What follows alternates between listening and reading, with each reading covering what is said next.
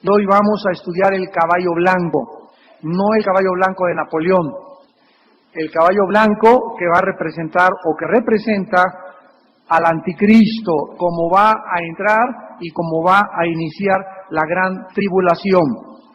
En los capítulos 4 y 5 de Apocalipsis, hasta este momento, hemos podido estudiar todas las alabanzas y todo el escenario en el cielo, donde el Dios el Padre y su Hijo Jesucristo, los dos son exaltados. Los dos son exaltados como los creadores, los dos son exaltados como Dios. Todas las criaturas del cielo, 24 ancianos, los 4 seres vivientes, los millones de ángeles, adoran al Hijo como Dios y adoran al Padre.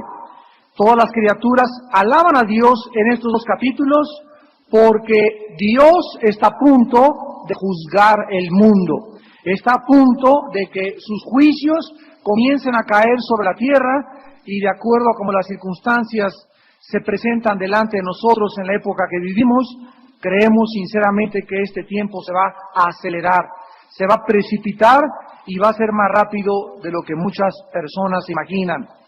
Hemos visto también que la santidad de Dios le obliga a castigar el pecado. La Biblia dice, la paga del pecado es la muerte. Entonces, el alma que pecare, esa morirá. Tú has pecado, yo he pecado, no hemos podido conformarnos a la ley de Dios, estábamos bajo condena, nacimos bajo una maldición, pendía sobre cada ser humano el juicio de Dios.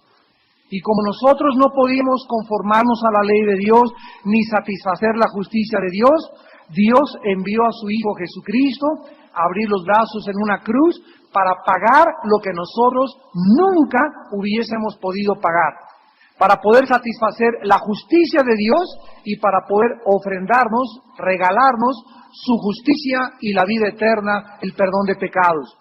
El mensaje desde hace 2000 años al mundo es que cualquiera que en él cree no se pierde, mas tenga la vida eterna. Las personas que han rechazado la gracia de Dios, que han querido independizarse de Dios, que han querido establecer sus propias leyes, sus propios mandamientos, vivir conforme a tu criterio, tarde o temprano, la Biblia dice, el juicio caerá sobre tu vida. Serás juzgado, será demasiado tarde, porque esta es la hora de la salvación, este es el tiempo de la predicación del Evangelio de Cristo, esta es la hora en la que tú necesitas arrepentirte seriamente, no jugar ya más con tu vida, darte cuenta que puedes caer muerto en cualquier instante y estar preparado para el juicio de Dios. Aquí mismo en la iglesia, hace ocho días, uno de los servidores que teníamos aquí de seguridad se murió. Muchacho joven, por acá recordarán ustedes de Abraham, andaba por todos lados, se murió, ¿verdad? Hay circunstancias raras en su muerte, se está investigando, pero nunca supo él el martes último que estuvo aquí, que ya el miércoles ya no iba a vivir. Muchacho joven, ¿verdad? No más de 30 años de edad, y así es la muerte. Así nos sorprende en cualquier momento, te asaltan o te matan o una bala perdida, una enfermedad que tú no sabías, pero la Biblia dice, prepárate para encontrarte con tu Dios. Habiendo recibido en el capítulo 5 Cristo el título o el libro que le da Dios al Hijo con el derecho de juzgar la tierra, el Señor Jesús comienza en el capítulo 6 a abrir el libro que ya estudiamos también, sellado con 7 sellos, escrito por dentro y por atrás. Antes de nada, nos damos cuenta en el capítulo 6 de Apocalipsis, versículos del 1 al 8, que se mencionan 4 caballos. Y podríamos preguntarnos, ¿estos caballos qué significan? Porque es la forma como Cristo inicia el juicio sobre el mundo. Cuando ya vimos la clase pasada que los pergaminos antiguos estaban enrollados de esta manera, y entonces estos sellos que están a punto de ser abiertos para los que no han podido tener oportunidad de oír las conferencias anteriores, tenían 7 sellos, 1, 2, 3, 4, 5, 6, 7. Entonces Cristo abre el primer sello y es el caballo blanco, pero el libro queda así. Abre el segundo sello y el siguiente caballo, el caballo que sigue, el caballo negro, el caballo amarillo, los 4 caballos. Y después faltan 3 sellos más que son los mártires, que es el sexto sello cuando se inicia la gran tribulación, y el séptimo sello donde nosotros, entre el sexto y el séptimo, somos arrebatados. Después, al abrir el libro vienen las trompetas y al abrir todo el libro se complementa con las copas. Entonces, tanto los 7 juicios de los sellos, los 7 juicios de las trompetas y los 7 juicios de las copas, todos se encuentran en el mismo libro. Las 7 trompetas forman parte del 7º sello y las 7 copas forman parte de la 7ª trompeta. Entonces hemos ya claramente establecido de qué forma serán estos 7 años de la tribulación. Pero vamos a darnos cuenta por qué se inicia con la entrada de 4 caballos. Por ejemplo, el que vamos a estudiar esta noche, dice el versículo 1 y 2. Vi cuando el Cordero abrió uno de los sellos y oí a uno de los 4 seres vivientes decir como con voz de trueno, ven y mira. Y miré. Y he aquí un caballo blanco, y el que lo montaba tenía un arco, y le fue dada una corona, y salió venciendo, y para vencer. Vamos, antes de entrar a examinar al jinete, vamos a ver en la Biblia estos caballos que representan. Por favor, abran su Biblia en Zacarías capítulo 1. Zacarías capítulo 1 en el Antiguo Testamento. Es el penúltimo libro del Antiguo Testamento. Antes de Mateo está Malaquías y antes de Malaquías, Zacarías. En este capítulo Dios nos revela algo maravilloso y Dios nos muestra o nos descubre que en el mundo invisible que nosotros no podemos ver y que la Biblia nos corre las cortinas, sobre todo en el libro de Apocalipsis, existe actividad en el mundo espiritual. Y una de las cosas que la Biblia nos enseña es que Dios, ya lo vimos, podría mandar un juicio contra una ciudad o podría mandarle un juicio a una persona, pero Dios no lo hace directamente del cielo a la tierra, sino que Dios ha escogido que todas sus criaturas, sus ángeles, los querubines, los serafines, los seres vivientes, los seres humanos, los demonios, Satanás, todas las criaturas están involucradas en el plan de la redención y en el plan de la voluntad y de la consumación de los siglos en la Biblia. Y Dios nos muestra que Él usa ángeles para enviar aquí a la tierra. Él podría aparecerse una persona y decirle, oye, arrepiéntete, pero Él puede mandar ángeles, nos manda a nosotros.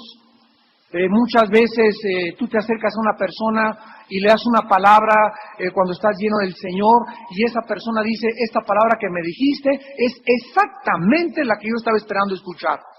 Y muchas veces yo le digo a mi esposa, oye, fíjate que esto y esto de la palabra de Dios, y me dice, ¿sabes qué? Había estado esperando todo el día esto del Señor.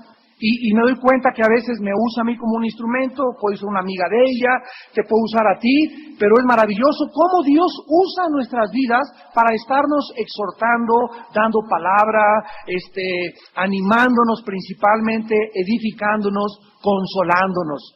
Entonces Dios usa instrumentos, Dios usa ángeles, Dios usa cientos de cosas en el universo. Y aquí es maravilloso ver de qué forma operan estas criaturas. Dice Zacarías 1, versículos del 7 al 11. A los 24 días del mes 11, que es el mes de Sebat, en el año segundo de Darío, vino palabra de Jehová al profeta Zacarías, hijo de Berequías, hijo de Ido, diciendo, vi de noche, he aquí un varón que cabalgaba sobre un caballo alazán. Recordemos, ¿verdad?, que esto es una visión que Dios le da al profeta Zacarías. Y Zacarías ve esto y dice, el cual estaba entre los mirtos que había en la hondura, y detrás de él había caballos alazanes, overos y blancos. Entonces, el primer cuadro que ve Zacarías es un jinete en un caballo que está montado el jinete, alazán o café, y están como unos arbustos, y detrás de él, para que comiences a visualizar esto, es importante cuando leemos la Biblia visualizarla, imaginárnoslas, para tener un cuadro. Dios quiere que entremos en este mundo y podamos estos retratos pintarlos en nuestra mente. Caballos detrás de este jinete, y dice que eran alazanes, overos y blancos. Entonces dije, ¿qué son estos, Señor mío? Y me dijo el ángel que hablaba conmigo, yo te enseñaré lo que son estos. Y aquel varón que estaba entre los mirtos respondió y dijo, estos son los que Jehová ha enviado a recorrer la tierra.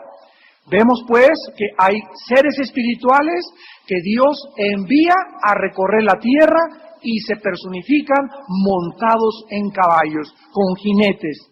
Versículo 11, y ellos hablaron a aquel ángel de Jehová que estaba entre los mirtos y dijeron, hemos recorrido la tierra y toda la tierra está reposada y quieta.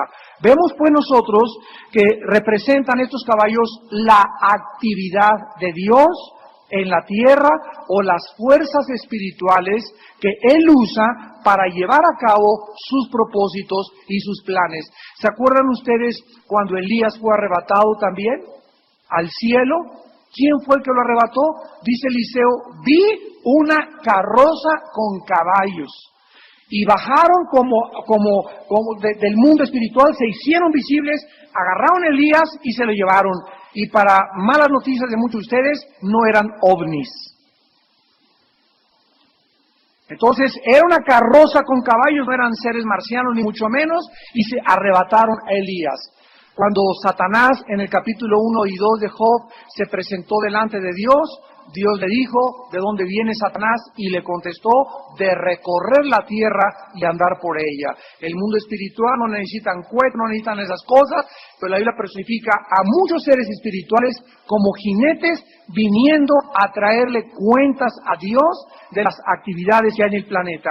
En este caso particular de Zacarías, si ustedes siguen leyendo hasta el versículo 17, Dios se enoja porque este reporte que le traen de que estaban reposadas las naciones, habla de que Jerusalén estaba a punto de ser juzgada.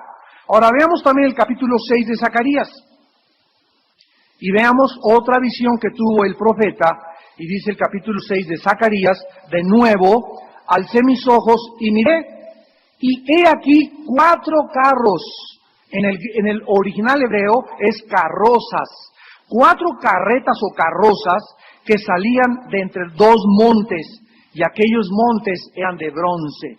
En el primer carro había caballos alazanes, en el segundo carro caballos negros, en el tercero caballos blancos, y en el cuarto carro caballos overos, rucios, rodados. Respondí entonces y dije al ángel que hablaba conmigo, Señor mío, ¿qué es esto? Y el ángel me respondió y me dijo, estos son los 4 ruaj en el hebreo, que se tradujo vientos.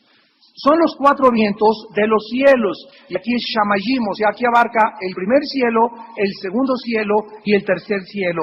Los 4 espíritus de los 3 cielos que salen después de presentarse delante del Señor a toda la tierra. El carro con los caballos negros salía hacia la tierra del norte, los blancos salieron detrás de ellos, los overos salieron hacia la tierra del sur, y los alazanes salieron y se afanaron por ir a recorrer la tierra, y dijo, id, recorred la tierra, y recorrieron la tierra. Luego me llamó y me habló diciendo, mira, los que salieron hacia la tierra del norte, hicieron reposar mi espíritu en la tierra del norte. Vemos pues en esta visión del profeta Zacarías que existen, son reales, hay jinetes en el mundo espiritual que se encargan de transmitir, hay ángeles que no necesitan caballos, van y suben, hay otros espíritus que están cabalgando en caballos. Esto es absolutamente real en el mundo espiritual. Esta es la razón por la cual al llegar al Apocalipsis encontramos a los 4 caballos y nos damos cuenta que cada uno de estos 4 caballos son personalidades. Son personalidades que representan ciertas cosas que van a caer sobre la tierra. Vamos a ver, por ejemplo, el último caballo que es la muerte y el Hades. Vemos en Apocalipsis 20 que son reales, que son 2 espíritus, que es la muerte y el Hades es el espíritu que controla el infierno. Entonces, todo absolutamente en el universo, de acuerdo a la Biblia, está controlado por fuerzas espirituales del bien o poderes espirituales de la maldad. Ahora, vamos a Ezequiel 14, y veamos que estos 4 jinetes del Apocalipsis son vistos por el profeta Ezequiel. Ezequiel capítulo 14, aproximadamente 700 años antes de la visión de Juan. O sea que estos juicios de los jinetes del Apocalipsis que vamos a estudiar esta noche con el caballo blanco, Ya un profeta los había visto anteriormente, y esto es lo maravilloso de la Biblia, que Juan está en armonía con Ezequiel, Daniel con Zacarías, Zacarías con Jeremías, Jeremías con Moisés en el Pentateuco, y todos los 66 libros de la Biblia hacen una armonía sobrenatural. Estos 66 libros que conforman la Biblia, escritos por más de 40 autores diferentes, nos hablan que la inspiración de la Biblia no pudo haber sido hecha por hombres. Yo una vez les conté que cuando le pregunté a un vendedor de enciclopedias, oiga, ¿me podría usted vender 3 libros de todo lo que usted tiene en su software de libros de literatura, de filosofía, 3 libros escritos por 3 autores, que hayan tenido una diferencia cada autor de 100 años, y que los 3 autores hablen del mismo tema, que la esencia del libro sea la misma, y que los 3 concuerden? Y me dicen, no existe tal cosa en la historia de la literatura. Entonces le dije yo a este vendedor de enciclopedias, abrí mi escritorio, saqué una Biblia y le dije, te presento no 3 libros, te presento 66 libros, escritos en un periodo de 1500 años, por más de 40 autores, y unos eran pastores, otros profetas, otros boyeros, otros pescadores, y casi entre ellos no se conocieron. Sin embargo, los 40 autores y los 66 libros tienen el mismo tema. Es como una tela donde el hilo que corre por todos los libros es exactamente lo mismo. Desde el principio del Génesis hasta el Apocalipsis, por todos los libros de la Biblia, corre el velo de la sangre de Cristo, el plan de redención de Dios y la salvación de Dios a través de su Hijo Jesucristo. Toda la Biblia, los 66 libros, detrás de todos ellos se encuentra la persona de Jesús. Dice Apocalipsis, el espíritu de la profecía es Jesús. Porque tú tienes al leer la Biblia que aprender a descubrir a Jesús detrás de todo lo que estás leyendo.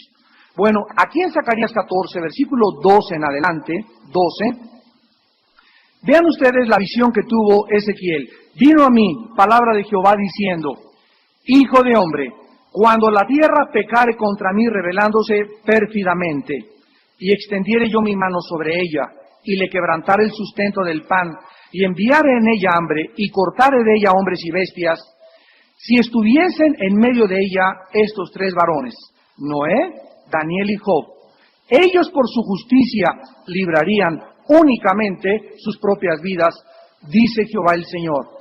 Y si hiciere pasar bestias feroces por la tierra, y la asolaren y quedare desolada, de modo que no haya quien pase a causa de las fieras, y estos 3 varones estuviesen en medio de ella, vivo yo, dice Jehová el Señor, ni a sus hijos ni a sus hijas librarían, ellos solos serían librados, y la tierra quedaría desolada.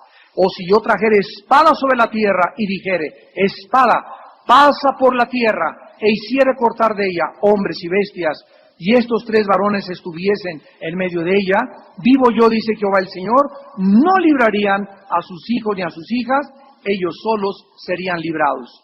O si enviare pestilencia sobre esta tierra. Vean ustedes que el versículo 12 al 14 es el tercer sello, el hambre. El versículo 15 y 16 es el cuarto sello, las bestias feroces. El versículo 17 al 18 es el segundo sello. Y dice el versículo 22, sin embargo, o sea, después de estos 4 juicios, que son los 4 jinetes del Apocalipsis, quedará en ella un remanente. Versículo 22, quedará en ella un remanente, hijos e hijas que serán llevados fuera. Ahí está el arrebatamiento. Quedará un remanente de fieles que serán llevados fuera. En el hebreo serán sacados del lugar donde están. He aquí que ellos vendrán a vosotros y veréis sus caminos y sus hechos. Seréis consolados del mal que hice venir sobre Jerusalén, de todas las cosas que traje sobre ella. Vemos pues aquí en Ezequiel claramente una anticipación de lo que vendría en los 4 jinetes del Apocalipsis con estos 4 juicios. 2 cosas resaltan de Ezequiel. Número 1, dice el versículo 12 que es hambre la que Dios va a enviar. Dios envía plagas de hambres, Dios envía guerras, Dios envía pestilencias, Dios envía muchas veces terremotos, Dios envía muchas cosas para juzgar a los seres humanos.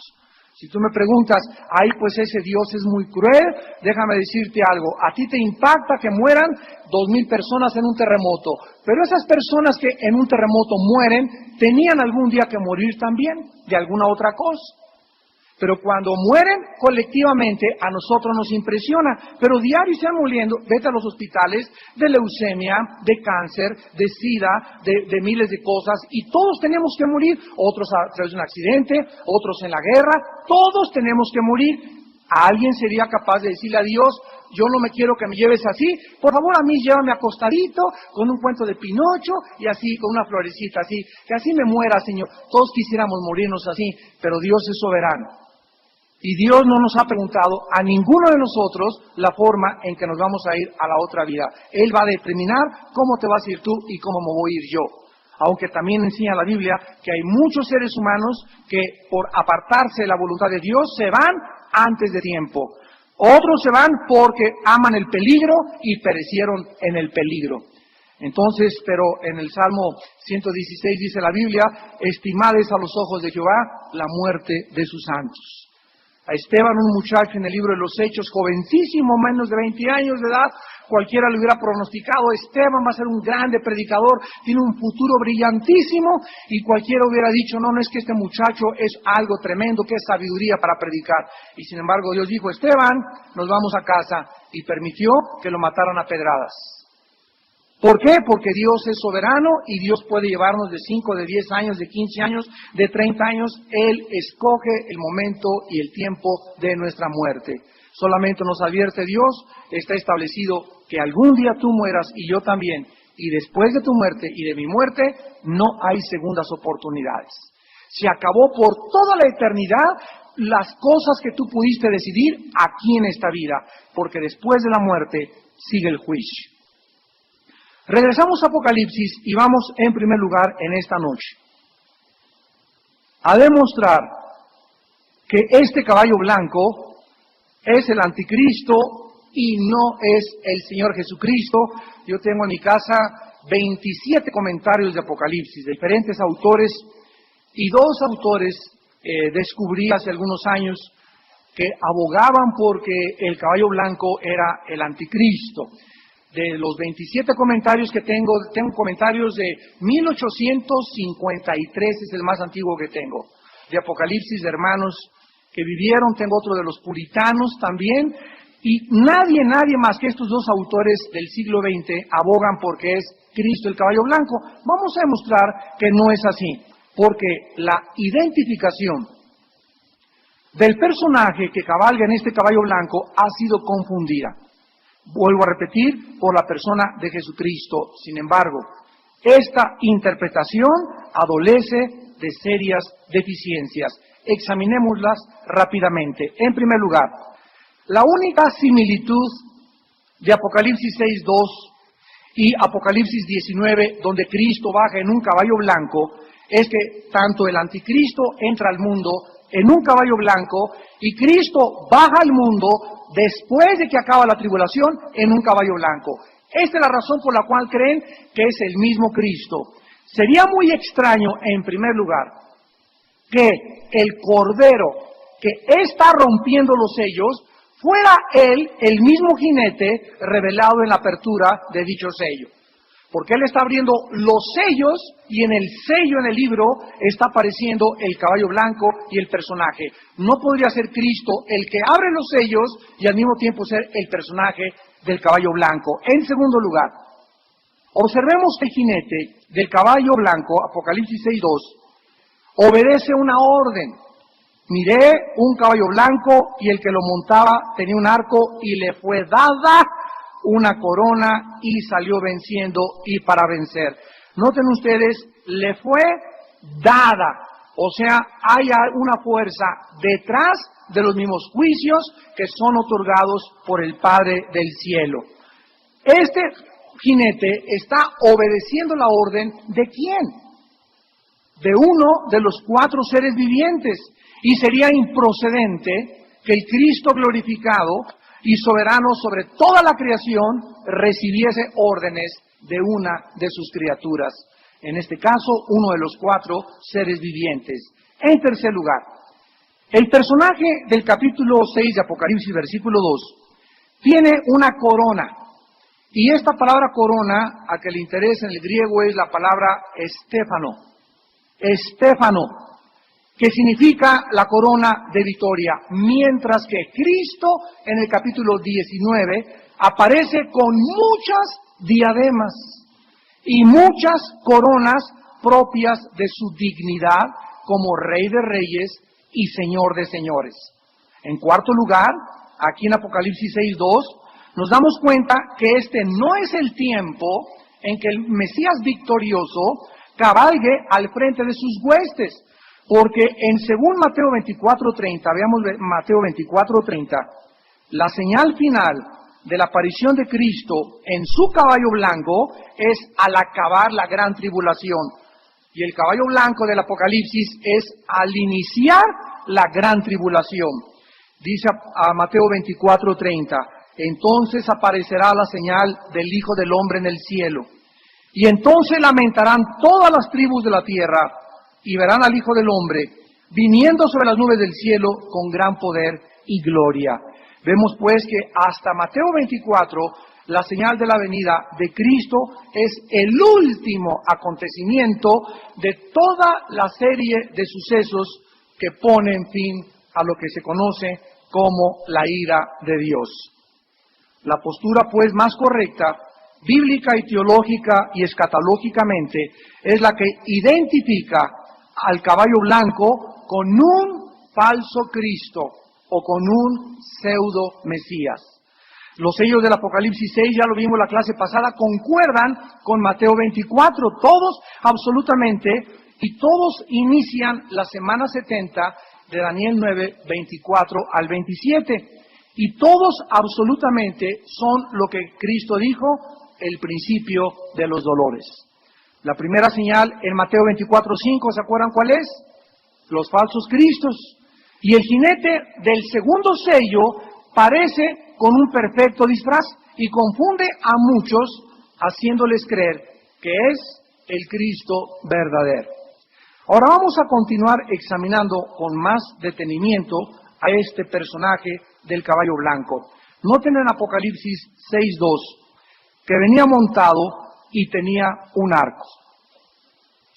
El hecho de que se mencione un arco sin flechas nos habla que el anticristo, cuando entre y haga su aparición en el escenario del mundo, entrará al mundo como un pacificador.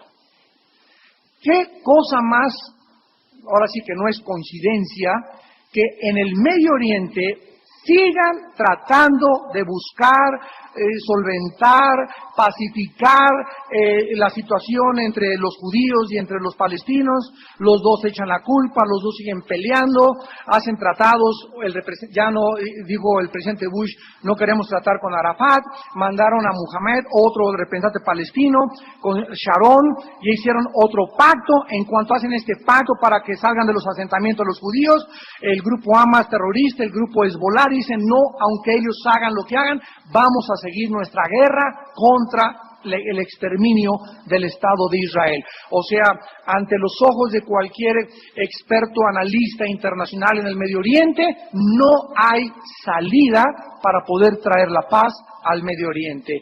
Mientras en el Medio Oriente no haya paz, es imposible que Europa pueda crecer, pueda desarrollarse, porque Europa necesita, perfilándose como lo vimos ya bíblicamente, en la última potencia que vendrá antes de que Cristo haga su aparición, Europa tiene que surgir y perfilarse y tener una supremacía con la imprescindible necesidad de que el petróleo fluya libremente del Medio Oriente hacia Europa. Mientras en el Medio Oriente no haya paz, Europa no tiene garantizado el petróleo, y por eso le impedirá a Europa conquistar el mundo y perfilarse como el grupo de naciones de las cuales va a salir el anticristo. Lo vamos a ver cuando lleguemos a Apocalipsis 13, pero es importantísimo la paz. Entonces, Ahorita vemos que no hay paz. ¿Quién va a traer esta paz al Medio Oriente? Lo vamos a ver claramente, que va a entrar el anticristo como un pacificador. Va a hacer un arreglo en el que va a ir al Medio Oriente y les va a decir, señores, háblenle al representante del Líbano, háblenle a los guerrilleros, háblenle a Egipto, a Jordania, a Siria y a Irán. Quiero decirles que por favor no se metan con los judíos no se van a meter con ustedes, se va a levantar el Estado palestino dentro de Israel y de alguna manera algo va a hacer para garantizarles a los grupos terroristas y a los países árabes que Israel no se va a meter con ellos, ni ellos se van a meter con Israel. Este pacificador forzosamente necesita el apoyo de Europa. Si alguien del presidente Bush o de Estados Unidos quiere ahorita tratar de garantizar, es imposible. ¿Por qué? Porque Estados Unidos es odiado totalmente y completamente en el Medio Oriente. O sea, los árabes y los palestinos no tienen confianza porque le llaman el gran Satán. Entonces tiene que traer otra persona que no venga de los Estados Unidos. Ya lo hemos estudiado los domingos. Estados Unidos va a sucumbir, va a ser derrotado, va a caer y va a pasar a un segundo o tercer plano internacional. Europa va a salir como la primera potencia, de Europa va a salir el anticristo y Estados Unidos ya no podrá apoyar a los judíos mientras Europa apoye a los judíos. Porque si Europa tiene la necesidad de apoyar a los judíos, es porque Estados Unidos perdió su apoyo al Estado de Israel. Y actualmente solo Estados Unidos apoya a Israel. Entonces la Biblia es muy clara que el anticristo va a entrar al mundo con un arco sin flechas, como un pacificador. Antes, la Biblia nos dice, de que se inicien los grandes terrores de la tribulación, habrá un período de paz, una paz engañosa. El deseo desesperado actualmente del mundo, ya lo vimos en la guerra última de Irak en abril de este año, es paz. Y por todos lados, jamás habían habido tantas manifestaciones, queremos paz, paz, paz, paz, paz.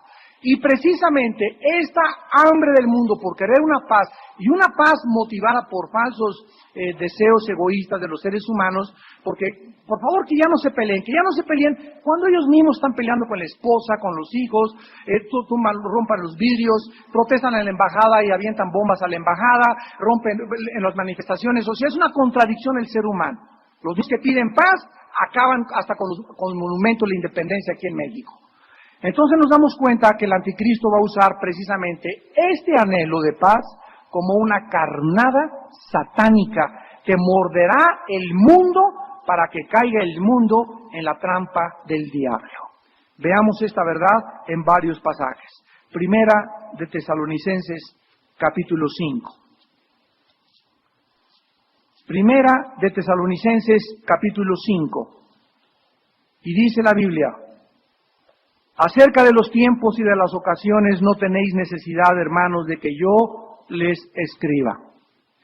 Porque vosotros sabéis perfectamente que el día del Señor vendrá así como ladrón en la noche. Escucha, que cuando digan paz, se nos da una señal clarísima de cómo se va a iniciar esto. O sea, primero dirán paz, primero habrá un tratado de paz. ¿Quién es esta persona que le va a ofrecer la paz al mundo?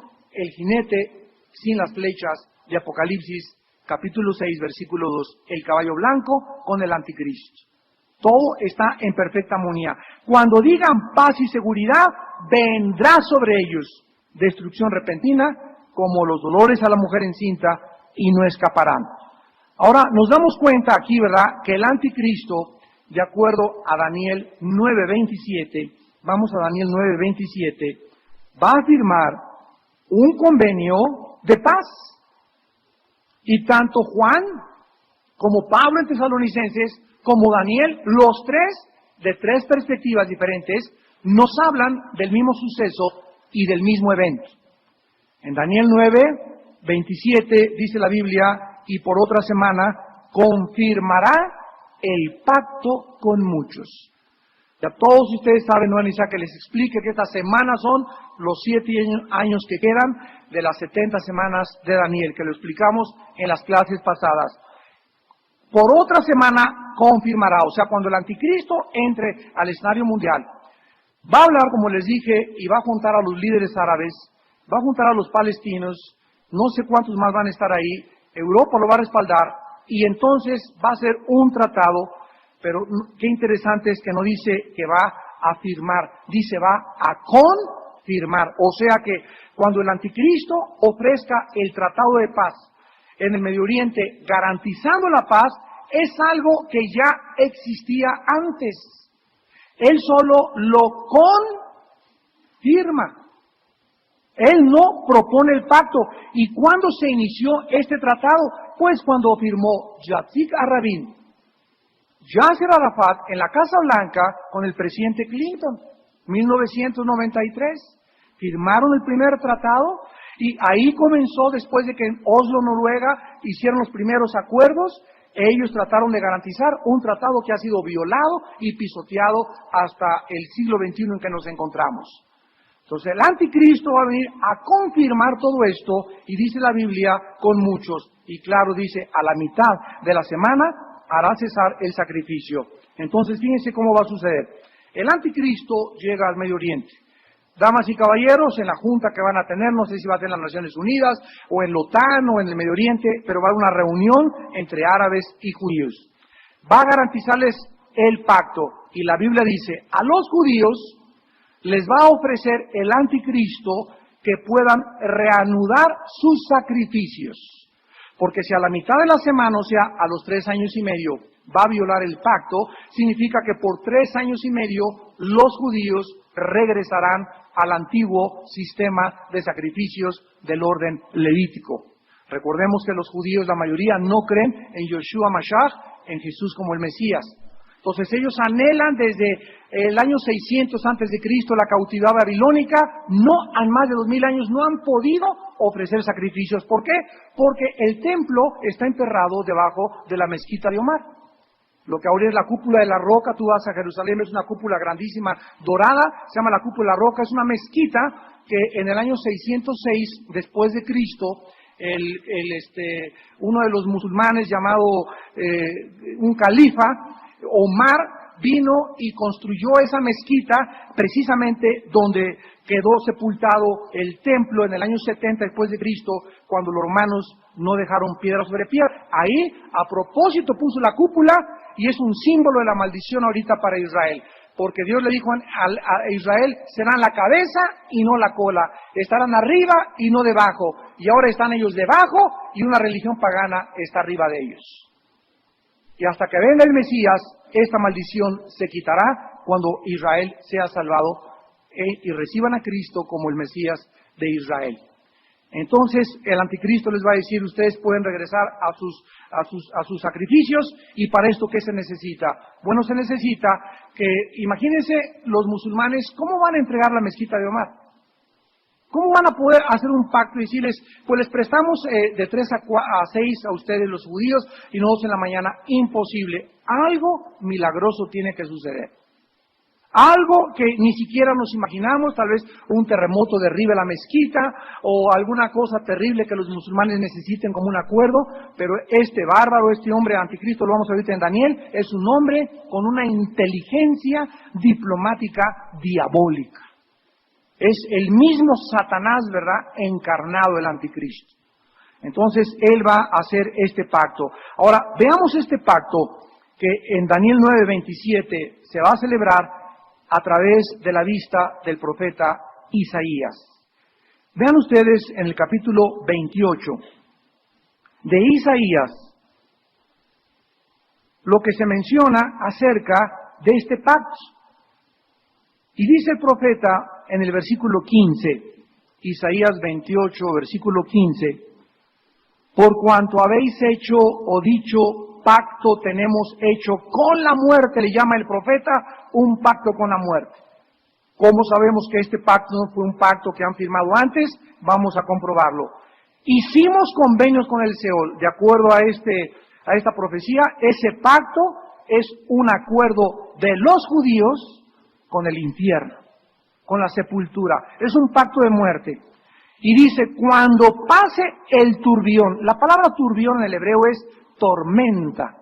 Y es una de las palabras con que se designa al anticristo, porque va a entrar como la abominación desoladora, va a desolar, como una tormenta entra, acaba y desbasta todo.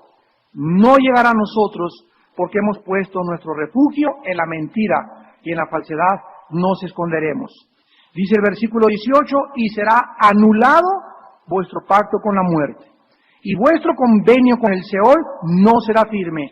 Cuando pase el turbión del azote, seréis de él pisoteados. ¿Saben ustedes que actualmente, ayer, para ubicarnos y trasladarnos desde hace 2700 años, ayer, 16 de junio del año 2003, el día de ayer, comenzaron los analistas internacionales, políticos en la situación del Medio Oriente a preguntarse, Ariel Sharon, que se encuentra ahorita al frente del poder militar de Israel, él es un hombre, es un general, es un soldado, y él ha jurado que no va a devolver las instalaciones palestinas, ni tampoco a los colonos los va a sacar para darle esa tierra a los palestinos. Él, como un soldado, como un israelita, no quiere hacer eso. Y por otro lado, acaba de firmar un tratado en el que los colonos se tienen que salir y se va a reconocer al Estado palestino. O sea, ahorita estamos viendo a un hombre en Israel, Ariel Sharon, que está en un dilema como yo no quisiera ni ninguno de nosotros estar. Por un lado, tiene convicciones patrióticas, convicciones bíblicas, la tierra es Eretz Israel, de Israel, y por otro lado tiene la presión de Estados Unidos y de las Naciones Unidas y de los países árabes. Por un lado, él dice, si yo no acepto y seguimos la guerra, va a seguir y seguir y seguir y seguir. Los bombardeamos, nos bombardean. Y ven ustedes desde el 48, ya 50 y tantos años, están así. Llegan los judíos y bombardean Gaza y les contestan con ataques terroristas. Y así están, mátense y mátense y mátense y mátense y mátense y mátense. Y parece que no tendría final esto. Es horrible lo que está pasando. Entonces muchos judíos soldados ya están hartos. Rabin cometió ese error. Por eso lo mataron, un ortodoxo judío lo mató a Rabin, porque Rabin quiso firmar el tratado con Arafat, que les iban a devolver inclusive las colinas del Golán.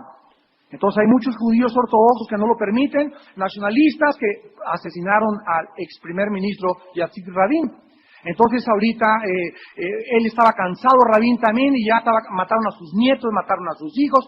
Cualquier persona que vaya a Israel, te das cuenta que todas las familias ahí, todos han perdido hijos, primos, cuñados, esposos, esposas, nietos. Aquí vivimos en México, ya hay que la inflación, hay que decir que por aquí, por allá, y no sabemos, no tenemos idea de lo que es levantarte con un fusil, acostarte con un fusil, salir a la calle con un fusil y no sabes si regresas en la noche a tu casa. No tenemos ni idea de lo que está pasando allá. Entonces, esta presión tan tremenda ha hecho que Sharon comience a ceder un poco más de terreno y comenzar a comprometer tierra por paz. Y de acuerdo a la Biblia, va a ser uno de los síntomas donde se va a precipitar la guerra nuclear en el Medio Oriente. ¿Por qué? Porque si esto llega a hacerse una realidad y se forma un Estado palestino dentro del Estado de Israel, van a tener los judíos a los palestinos, a sus enemigos, a menos de 10 kilómetros de distancia. Si devuelven las colinas del Golán, ya no tienen defensa. ¿Qué va a suceder? Si los países árabes, aprovechándose de eso, Estados Unidos cae y los judíos están rodeados de sus enemigos en su propia tierra, Israel solo tiene una opción, que le llamó el general Moshe Dayan, que en la guerra de 1967 fue la que le ganaron la guerra a todos los países árabes, se llama la opción Operación Sansón. ¿Se acuerdan de Sansón? Ya antes de morir, se recargó en las columnas y le dijo, Señor, antes de morir, devuélveme otra vez la fuerza y permíteme acabar con los filisteos. Lo que no hice en mi vida, permíteme hacer en la muerte. Tumbó las columnas Sansón y mató a todos los filisteos junto con él en el momento de su muerte. Por eso se llama Operación Sansón, porque si los árabes atacan a los judíos usarán armas nucleares. Están dispuestos a morir junto con sus enemigos. Y sabemos que cuando esto esté a punto de suceder, en la guerra de el Armagedón, ahí en ese momento vendrá Jesucristo. Muy bien, entonces vemos que la Biblia nos advierte continuamente de la falsa y mortal paz del mundo. Lo vemos también, vayamos a Jeremías y vemos cómo también este profeta dice en el capítulo 8 de Jeremías, versículo 11, Jeremías 8:11, y curaron la herida de la hija de mi pueblo con liviandad, diciendo paz, paz, y no hay paz. Los falsos profetas del tiempo de Jeremías, ¿qué comenzaron a predicar? Tranquilos, paz, nadie nos va a atacar, no va a haber problema, los babilonios, nada, no es cierto, no hay guerras. Hagan manifestaciones en la calle y díganle no a la guerra. Qué bonito se oye, ¿verdad? Cuando Dios había dicho no hay paz para los impíos, dice el Señor. Y lo aclara en el capítulo 14 de Jeremías, capítulo 14, versículos 13 y 14.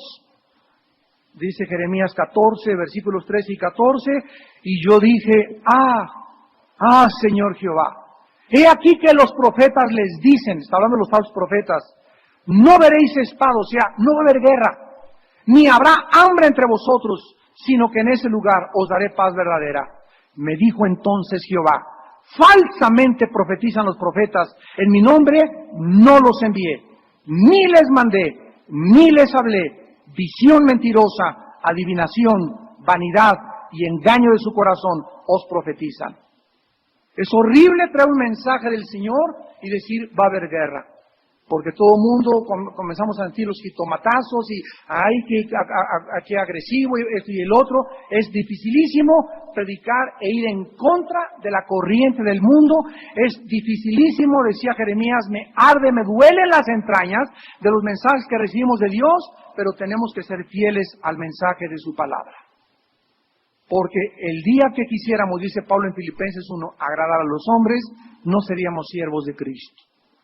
Y la Biblia nos dice claramente que no va a haber paz. Escúchalo, no va a haber paz hasta que Cristo regrese. Habrá guerras y rumores de guerras y las cosas van a poner peor. La iglesia no va a surgir en un nuevo avivamiento, ni la iglesia va a establecer el reino aquí en la tierra. La Biblia dice que los hombres irán de mal en peor, que espíritus vendrán engañando a las personas, que vendrá la apostasía. Antes de que el anticristo venga, se profetiza, según Tesalonicenses 2, la apostasía, que es el apartamiento de la verdad de la iglesia. Y lo comprueban las cartas que estudiamos en Apocalipsis a las 7 iglesias, donde las últimas palabras de Cristo a las 7 iglesias de Apocalipsis, capítulo 2 y capítulo 3, 5 iglesias son llamadas a arrepentirse. Así que la mayor parte de los que me están escuchando serán arrastrados por la corriente de este mundo. La mayor parte de ustedes, de acuerdo a la Biblia, serán arrastrados en la inmoralidad. La mayor parte de ustedes van a ser arrastrados en herejías destructoras. Segunda de Pedro, capítulo 2. La mayoría de los que se dicen cristianos escucharán espíritus de demonios y acabarán creyendo en los raelianos, acabarán creyendo en que te curan con balines, acabarán creyendo que te curan con magia, acabarán creyendo en todo menos en la fidelidad de la palabra de Dios. ¿Por qué? Porque no quisieron obedecer a la verdad, se complacieron en la mentira. Dice en 2 Tesalonicenses 2, Dios enviará un poder engañoso para que crean en la mentira. Y sean condenados todos aquellos que nunca quisieron estudiar la Biblia, nunca quisieron ser puros sexualmente, nunca quisieron establecer una autodisciplina en sus vidas, nunca quisieron ellos luchar por sus ideales, nunca o pocos quisieron morir por las cosas que ellos creían, hubo poca integridad, ahorita hay ambición por el dinero, ambición por las mujeres, ambición por el orgullo, competencia, levantar mi imperio, hacer esto, hacer aquello, hacer dinero, hacer negocios, cobrar en los eventos, y todas estas cosas nos hablan de síntomas de que la iglesia está apostatando y se está apartando totalmente del camino de la palabra de Dios, profetizado claramente en la Biblia. Y finalmente vemos, rápidamente para terminar, en Daniel 8, estas actitudes del anticristo y el poder con el cual Daniel menciona las cosas que el anticristo va a realizar. En Daniel capítulo 8, versículo 12, está hablando del anticristo del versículo 9 al versículo 12. Daniel 8, del 9 al 12, está hablando o mencionando al anticristo. Y en el versículo 12 dice, y a causa de la prevaricación, esta palabra en el hebreo que se usó fue peshá, que significa rebelión. Y es interesante que en segunda de Tesalonicenses 2 diga, cuando se manifiesta aquel inicuo, que es un adjetivo calificativo para el anticristo, esa palabra inicuo es anomos, que significa sin ley, que es otro sinónimo de rebelde. Una persona que no tiene leyes y que no respeta las leyes, ¿cómo se le llama? Rebelde. Pues la misma palabra en el hebreo dice, y a causa de la rebelión, o sea, vemos cómo el mundo se precipita, ustedes lo saben, más y más a la rebelión. Ya la gente no respeta al gobierno, no respeta al presidente, le falta el respeto a la esposa de nuestro presidente, le agreden los edificios, la policía no hace nada, la autoridad no hace nada. Vemos los estudiantes, los maestros encargados de educar a nuestros niños, son los peores vándalos que existen. Es increíble la rebelión contra todo lo que es autoridad. Y aquí dice la Biblia que a causa de la rebelión le fue entregado el ejército junto con el continuo sacrificio. O sea, el anticristo cuando entre al escenario mundial, el ejército que se le está entregando es el ejército de los ángeles caídos de Satanás. Y cuando el anticristo haga su aparición en el mundo, lo van a respaldar, o sea, el demonismo en esos tiempos y el engaño y la oscuridad en esos tiempos serán tan grandes porque él tendrá el derecho legal de actuar por la rebelión de los seres humanos. Las naciones cananitas fueron ordenadas por Dios que se exterminaran porque habían llegado al colmo de la maldad. Sodoma y Gomorra, dice Génesis 18, llegó al colmo de su maldad. Nínive, en el libro de Jonás, llegó al colmo de su maldad, la única ciudad en la Biblia que se arrepiente. Y cuando llegan todas a un colmo, a un nivel donde dice Dios, aquí ya nadie se va a arrepentir, aunque venga el que venga a predicarles, caen los juicios de Dios. Esta rebelión aumentará, y dice la Biblia, y echó por tierra la verdad. ¿Saben qué significa esto? La palabra verdad en el hebreo es emet. En el griego es aletinos. ¿Saben qué significa verdad? Escribe la definición de la verdad de acuerdo a la Biblia. De acuerdo a la Biblia, la verdad es la realidad en contraste con la apariencia. La realidad en contraste con la apariencia. O sea que cuando la Biblia dice que el mundo entero está bajo el maligno, 1 Juan 5:19, ¿qué significa? Que el maligno está manteniendo a los moradores de la tierra en una irrealidad. O sea, todo el mundo, de acuerdo a la Biblia, es una apariencia. El lujo, el poder, la popularidad, el sexo, el que te vayas con la finta con una mujer que no es tu esposa, etcétera, etcétera. Todo es una apariencia y los cristianos tenemos al Espíritu Santo para que ahora discernamos y distingamos y no nos vayamos con la finta. El cristiano es el único ser humano que puede distinguir ya que eso no es real, eso no es real, eso no me va a dar a ningún lado. Tenemos la verdad, o sea, Cristo dijo, yo soy el emet, yo soy la verdad, yo soy la única realidad del universo. Y si yo vivo dentro de ti, vas a vivir en la realidad y no en una burbuja de jabón, ni en un mundo fantasioso que no existe. Telenovelas, televisión, películas, todo es una irrealidad que no es cierto, no es la realidad. Y el anticristo cuando venga echará la tierra, o sea, ¿qué significa? Que cuando el anticristo venga, en el mundo existirá lo que se llama el relativismo. Todo es relativo, ya hasta ahorita, en las universidades, ya hasta ahorita, en las políticas, ya hasta ahorita por todos lados. El otro día discutía con una persona muy religiosa y me decía, bueno, ustedes los cristianos tienen su propia interpretación de la Biblia, siempre te salen con ese chorizo. Ustedes tienen esa interpretación, y yo le contesté a esta persona muy preparada que pertenece a una organización religiosa no cristiana. Y le dije, fíjate lo que me estás diciendo, tú me estás diciendo que si cada quien tiene su interpretación de la Biblia, entonces no existe una verdad absoluta. Todos tienen su diferente interpretación y nadie puede decir, yo tengo la verdad. Eso es lo que tú me estás diciendo. Y eso se llama relativismo. Todo es relativo, no hay verdades absolutas. Ahí se dirige el mundo. Y este hombre con el cual discutí, eso es lo que le enseñaron en su religión. Ustedes tienen su interpretación, nosotros la nuestra. Así, si así fuera, entonces no hay verdades absolutas. Y estaríamos fritos los seres humanos porque no sabríamos quién tiene la verdad. Y hubo un hombre que dijo, yo soy la verdad, el camino y la vida.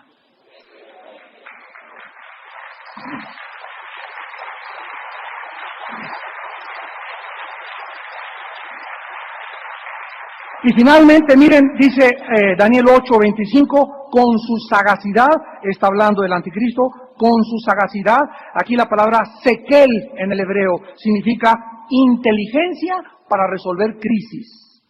Entonces el anticristo tendrá una inteligencia tremenda para resolver el problema del hambre en el mundo, el problema de la paz del Medio Oriente, el problema de la economía. Bueno, va a entrar a dar las soluciones que el mundo necesita, por eso le dirá el mundo, este es el Mesías, Él es nuestro Salvador, Él es el político que hemos estado esperando por los últimos tantos años.